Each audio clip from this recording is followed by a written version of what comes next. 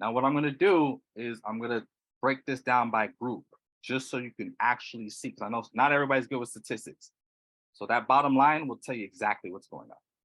So as you look at the American, Asian, and Pacific Islander group, right, from Q1 to Q4, from January to December last year, their unemployment rate decreased by 29.8%. So there was a 29.8% decrease in unemployment for the Asian group, right? That's good.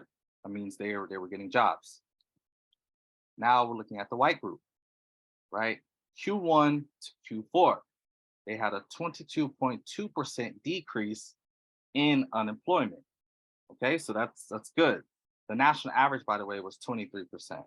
So because the white group makes up the majority in this country, it's gonna skew closer to this group. So basically, this is good. As we get into the Latin group, you can see from Q1 to Q4, it was a 27.1% decrease in unemployment. That's above average. So that's really good.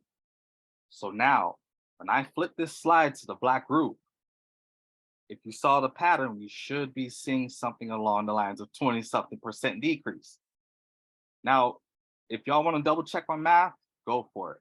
But when I hit this next slide, you're not going to believe.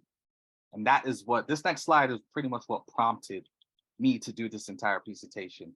I thought it was important to acknowledge this and expose this. So here we go. The black group from Q1 to Q4, from January to December last year, there was only a 5% decrease in unemployment, far below average.